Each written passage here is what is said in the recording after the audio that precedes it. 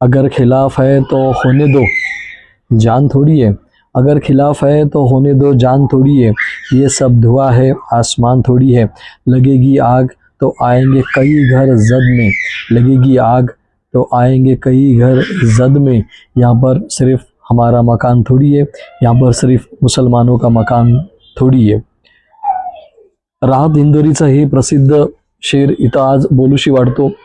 राहत इंदोरी ज्या आज आपल्यापैकी नाही आहेत, आपल्यामध्ये नाही आहेत ते, पण त्यांची जी दूरदृष्टी होती त्याप्रमाणे त्यांना हे भास झालं होतं की सत्ताधारी पक्ष असं कारवाई मुस्लिमांवर कारवाई करत असताना हे हिंदू समाजावर, जैन समाजावर, जैन समाजाचे मंदिर पण तोडतील हे कदाचित त्यांना माहीत असावं। त्याचमुळे यांनी हे शायरी इथं आपल्यासाठी सोडून गेलेत। हे संदेश देण्याचा काम ते करतात की पुढच्या काळात आपल्याला अशी परिस्थिती येईल जिथं मुसलमानाचे घरं, दर्गा आणि मस्जिदे बुलडोझरनी पाडण्यात येतील। त्याच पार्श्वभूमीवर जैन समाजाचे मंदिरही पाडण्यात येतील आणि इतर धर्मांचे धार्मिक स्थळही पाडण्यात येतील, असा संदेश देण्याचा काम राहत इंदोरी यांनी दिला होता। आपल्याला माहिती आहे की 3-4 दिवसापूर्वी 15 तारखेला बहुतेक BMC ने विलेपार्ले ईस्ट मधील जैन समाजाचं जे मंदिर आहे ते 30-35 वर्षापूर्वीचं मंदिर आहे। विशेषतः तो मंदिर एक प्रायव्हेट प्रॉपर्टीमध्ये बांधलेलं मंदिर आहे। सोसायटीची ती जागा आहे बाजूला। त्या सोसायटीच्या बाजूला राधाकृष्ण नावाचा हॉटेल आहे।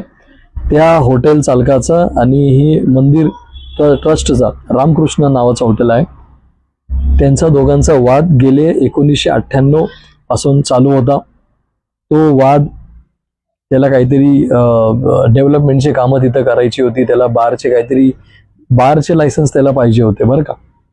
त्याला त्या परिसरामध्ये जैन समाजाचा जे अहिंसाचे पुजारी आहेत, जे अहिंसाचं प्रतीक ज्यांना मानलं जातो, जे कुणाला कधी काही बोलत नाहीये, कधी त्यांचा आक्रोश नसतो, आंदोलनही जरी केलं तरी त्यांनी शांत पद्धतीने करतात, प्रेमाने वागणारी हा समाज, शांतीचं प्रतीक असलेला हा समाज, या समाजाच्या मंदिराला यांनी धक्का लावलं फक्त आणि फक्त त्याला बारचे काहीतरी, दारू विक्रीचे काहीतरी त्याला जे परवानग्या भेटत नव्हत्या, त्याच्यामुळे त्यांनी BMCला तक्रार केली की संबंधित जैन मंदिरावर आपण कारवाई करावी।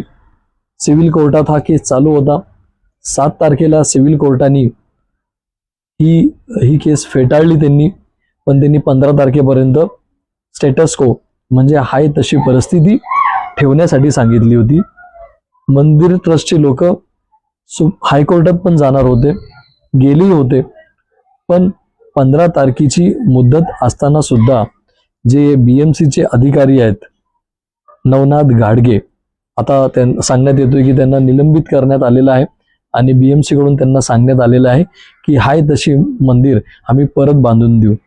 हे अधिकारी आणि ते हॉटेल चालक जे होता त्याचे काहीतरी हितसंबंध होते असं इथं आरोप करण्यात येतोय, कारण की कोर्टापेक्षा महानगरपालिका कधीच ही श्रेष्ठ होऊ शकत नाही।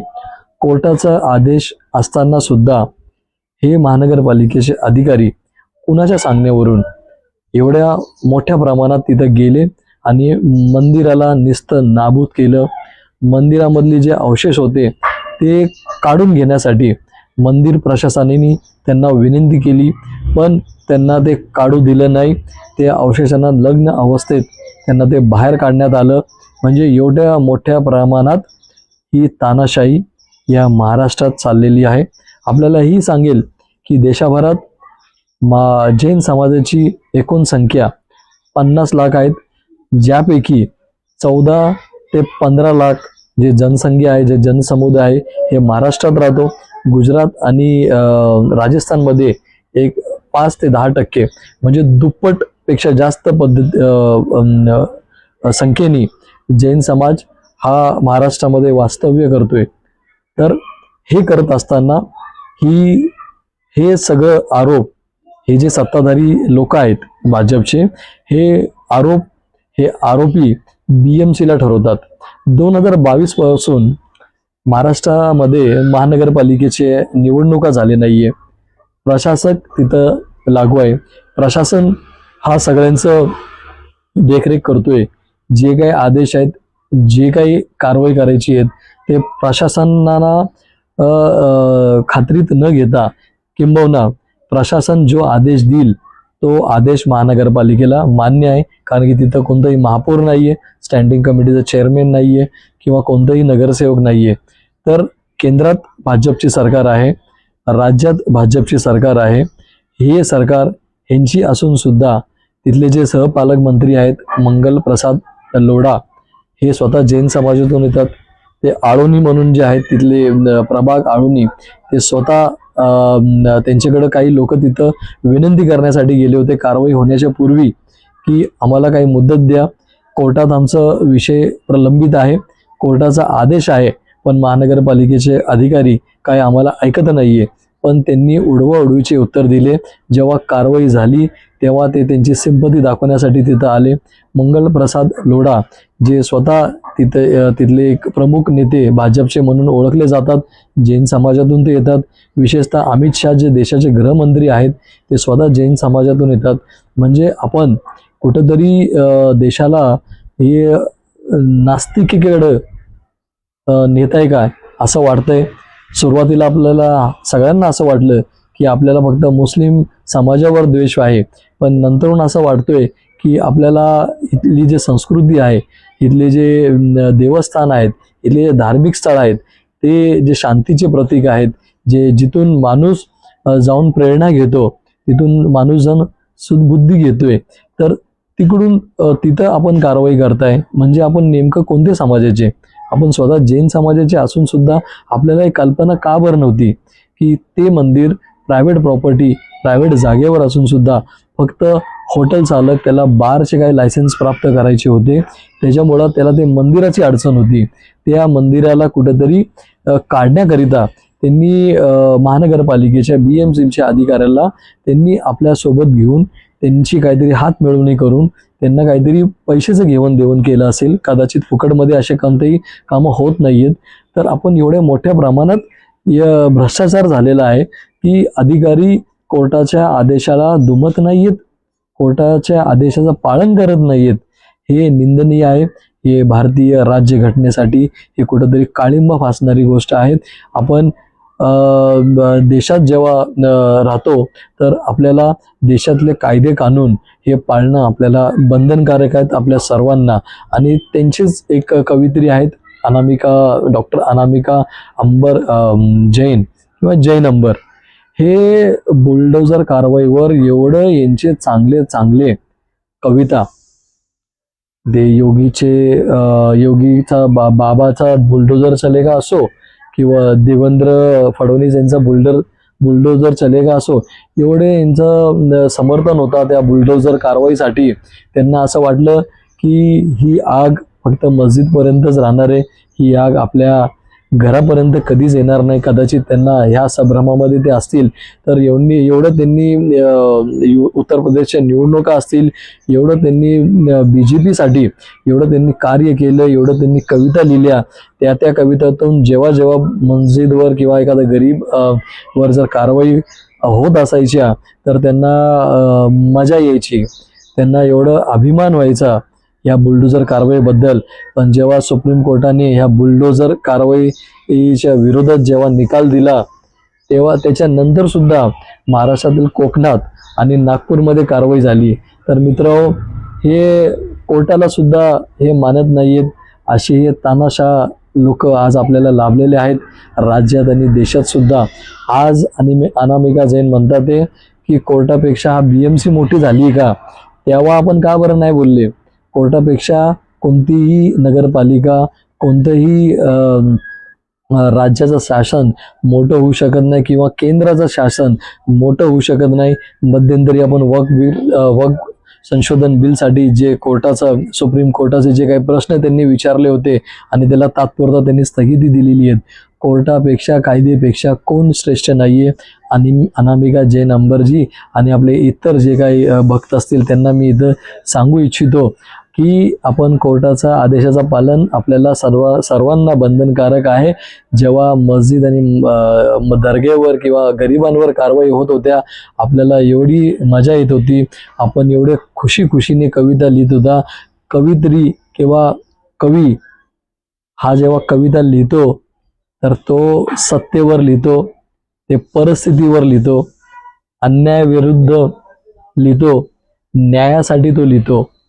तो कोणत्या तरी एका समाजावर जर अत्याचार होत असेल त्या जखमावर मीठ चोळण्यासाठी ते कविता लिहित नाहीये. आपण आपल्या कविता लिहित असताना ह्याचं भान ठेवावं. आणि आता BMC म्हणतीये की जैन मंदिर आहे तर तसं आम्ही बांधून देणार आहोत. चांगली गोष्ट आहे. जैन मंदिरच नाहीये, ज्या पद्धतीने आपण देशभरात कारवाई केल्यात कोर्टाचा आदेश असून सुद्धा ते सर्व जे काय अधिकारी कोर्टाचा सुप्रीम कोर्टाचा आदेश आहे की आपण जर कोणती कारवाई केली संबंधित अधिकाऱ्यांच्या पेमेंटमधून तो घर असो किंवा तो जो काही धार्मिक स्थळ असो ते त्यांच्या पेमेंटमधून बांधण्यात येईल. तर जे काही यापूर्वी सुद्धा धार्मिक स्थळावर कारवाई करण्यात आलेली होती त्यावर सुद्धा या अधिकाऱ्यांच्या पगारामधून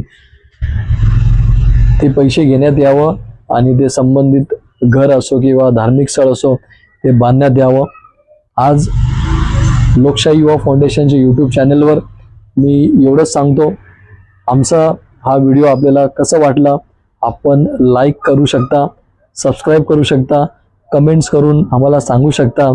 जाता जाता नवाज देवबंदीचा एक शेर आहे ते इथं मी त्याचं वाचन करतो.